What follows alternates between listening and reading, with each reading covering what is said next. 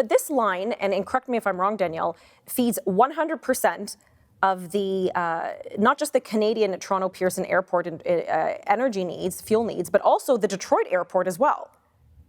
Oh, I mean, like this is going to be significant impact to both nations, and that's the thing that's so surprising about it is that Gretchen Whitmer, the governor, would take a decision that was going to have such huge impact in her own state to her own residents. Now she's coming up with a proposal for how she would fill that gap, but it's sort of fascinating to me that you would have a governor who did an emergency order just over a month ago because of concerns about propane supply because of a cold snap. She didn't want her people to freeze. They need it for heating. And so these are the things that are quite shocking, really, is the level of ideology that is going into these decisions that are going to be harming the consumers in both of our countries.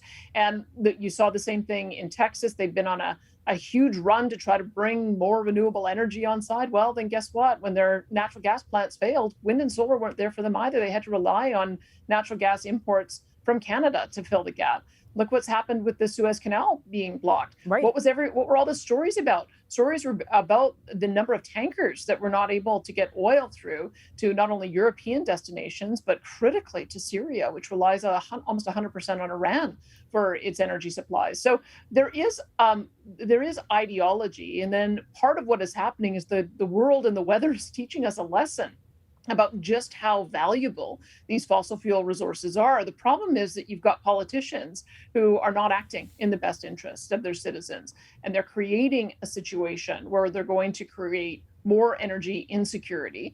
In the middle of summer, you end up with heat waves that can end up causing, if you have a disruption in your electricity grid, you could end up with deaths. In winter, you end up with a disruption in your heating supply, you can end up with deaths. I mean, these are getting to be very, very serious issues. And I think that's the real lesson for me, is how far is ideology going to go before some kind of sanity kicks in. I feel like we might be on the cusp of seeing some return to reality, but you never know. I would never have expected it to be taken this far, that an existing pipeline from 1953, it's never had a major spill, that it would be facing this kind of closure, even though nobody stands to win from it. No, it's utterly shocking, and I agree with you in some twisted way. Thank goodness that there was that sudden cold snap in Texas, but also in Michigan that forced that emergency order that maybe kicked some reality into people's minds, saying, hey, maybe we shouldn't be cutting off this very important pipeline that feeds us.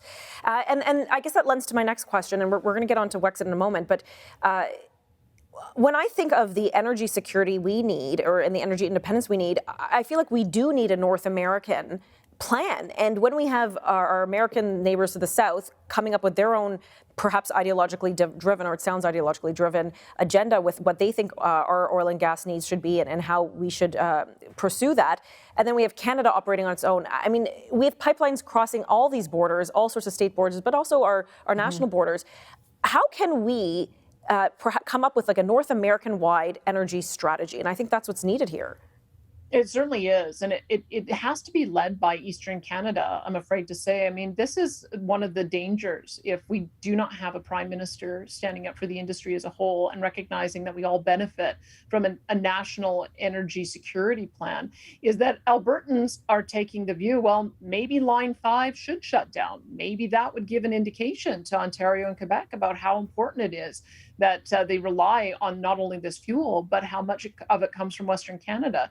And I heard that sentiment expressed many times. I don't think it should have to come to that. I think really there should be some recognition that we are all better off if we're able to support each other and our industries. There's a lot of manufacturing goods that come out our way to assist in the development of pipelines. There's a lot of well-paid union jobs that benefit from this industry having vibrancy and success. And so it shouldn't be pitting one part of the country against the other. I don't think that citizens do, but I do think politicians play that game. And I think they've played it for too long. And now we're at a point where we've got to take a different solution. Because if 100% of our product has been going to the US, now the US is getting protectionist, that's going to put our exports at risk, but it's also going to put imports at risk Right. in Ontario and Quebec, and that's going to put our entire economy at risk. Just at a time when we're turning the corner on COVID, Right. and we could be kicking on all cylinders. So, are we going to see that kind of national esprit de corps? I don't know. It starts in Ontario, Quebec, and I don't know that I've seen it yet.